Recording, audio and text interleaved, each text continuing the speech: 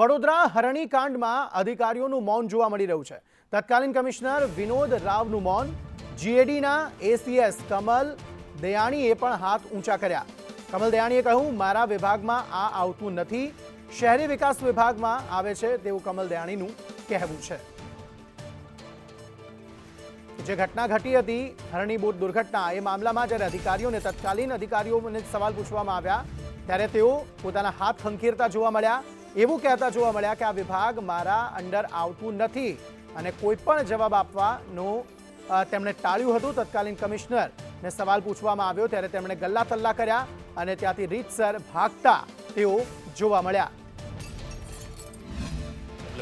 હરણીકાંડના સંદર્ભમાં જીએડી શું કરી રહ્યું છે? હાઈકોર્ટે કહ્યું છે કે જીએડી પાસે એ જીએડીનો વિષય નથી, આ તો અર્બન ડેવલપમેન્ટનો વિષય છે, એટલે અર્બન ડેવલપમેન્ટ વાળા લેશે। બંને અધિકારીઓ સામે પગલાં લેવાની વાત છે।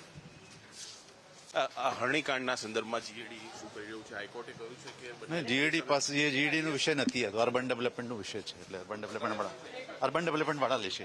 બંને અધિકારીઓ સામે પગલાં લેવાની વાત છે।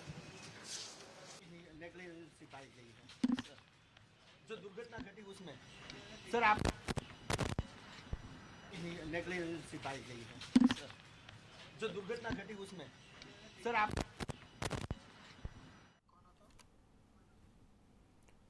તો જવાબ આપવાનું જ્યારે અધિકારીઓને આવ્યું ત્યારે જવાબ આપવાથી અધિકારીઓ દૂર ભાગતા જોવા મળ્યા અને પોતાના હાથ ખંખેરતા જોવા મળ્યા, ચલક ચલાણી કરતા જોવા મળ્યા કે એ તો મારા વિભાગમાં નથી આવતું, બીજાના વિભાગમાં આવે છે। પરંતુ જે ઘટના ઘટી તેમાં જવાબદાર કોણ તે શોધવામાં હજુ પણ તંત્ર નિષ્ફળ નીવડ્યું છે।